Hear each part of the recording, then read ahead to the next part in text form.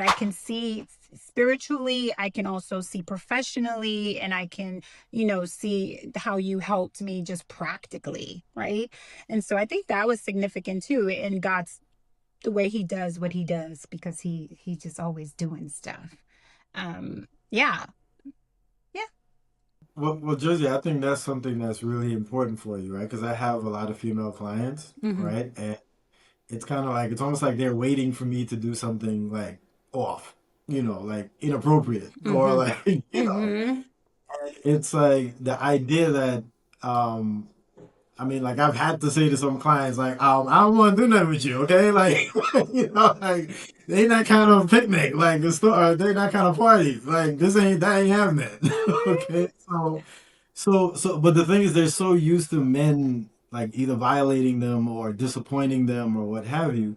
Like I remember, I'm telling you all these stories, but they're coming back to my mind now, right?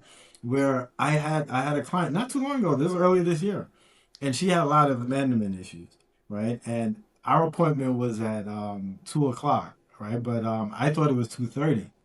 So at 2:05, she called me in a panic, right? And Mm. she said, Mr. Roberts, like, are we gonna meet? Like, I thought you like left or something. Like, you're not gonna. And I felt really bad, but I thought our appointment was at 2:30, Mm. right? But it's little things like just showing up to appointments on time, meaning me, right? Mm-hmm. Like if I say 2 o'clock, I'm calling you exactly at 2 o'clock, Mm-hmm. right? If I say our appointment's at 2:15, I'm trying my best to get there at 2:15. If I can't be there, I gotta text you and say, listen, I'm running 2 minutes late. I'm gonna call you.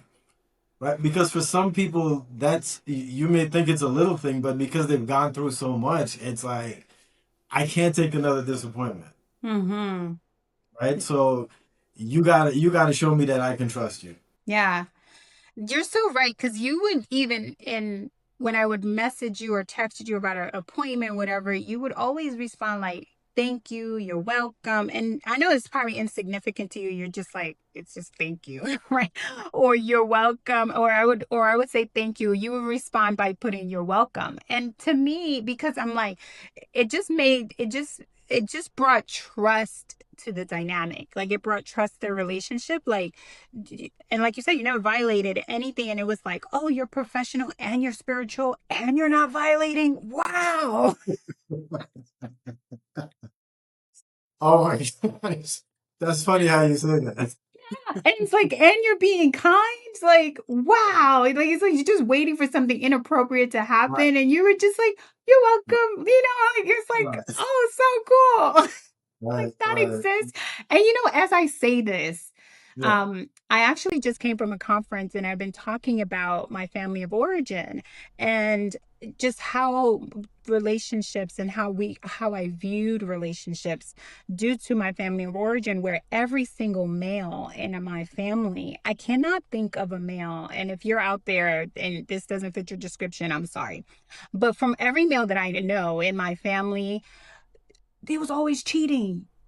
Like they always had a woman. There was always secrets. There was always infidelity. There was always, something. There was something. Somebody showing up at the funeral that you're like, is that his kid? Like, and it was just all over my every male figures. And so it makes sense now that I'm not that trusting, right? Or that there was an expectation or some type of uncomfortable. And I only met with you because of a referral from a really close friend of mine. And was raving, and she has a good relationship with her dad, but and she was raving on how amazing you are, and so I gave it a try.